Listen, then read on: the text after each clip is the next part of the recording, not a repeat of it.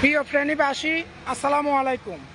এই মহিলার মানে দুঃখজনক ঘটনাগুলি আপনারা একটু শুনেন এবং শেয়ার করেন এবং ওনার পরিবারকে বাঁচান। বলেন।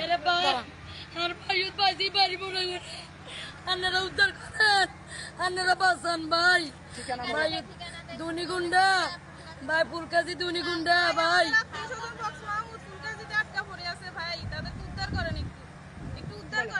ভাই দুগে ছোট হলো মাইয়া বাইরে পানিতে বাসের একটু উদ্ধার করি আনেন ভাই। দুনিগুন্ডা, ফুলকাজি দুনিগুন্ডা, শালদার। হ্যাঁ আপনি কি আছে?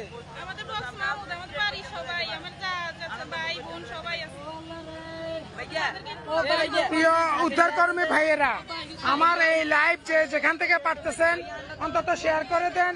এখানে হাজার হাজার মহিলা এখানে আটকায় পড়ে আছে, ওনাদেরকে সহযোগিতা করুন।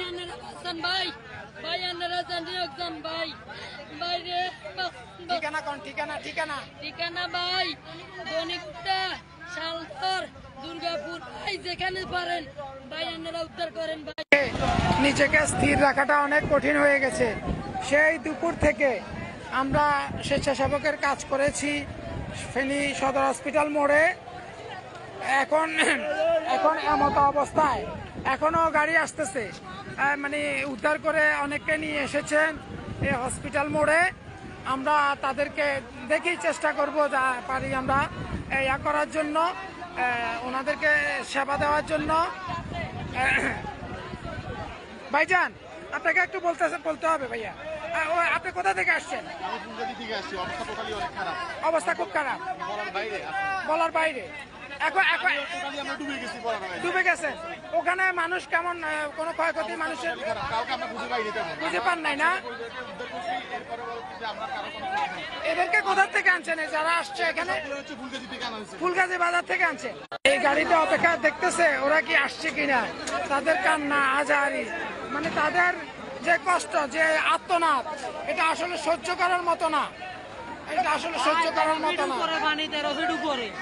ওখানে আমি স্বেচ্ছাসেবক দলের একজন লোকের সাথে কথা বললাম।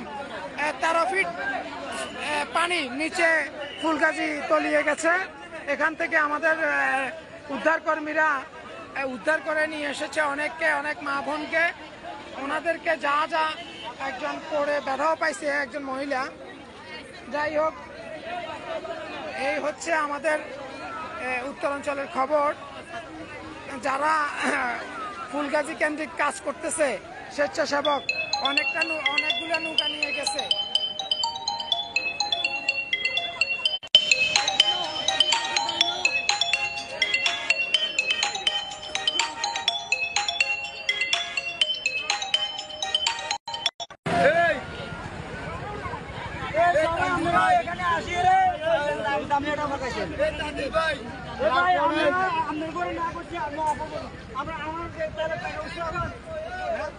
স্বেচ্ছাসেবক ভাইয়েরা অনেককে নিয়ে এসেছেন।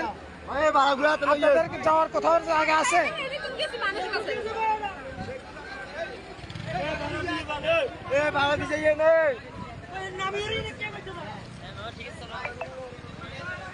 ইমরান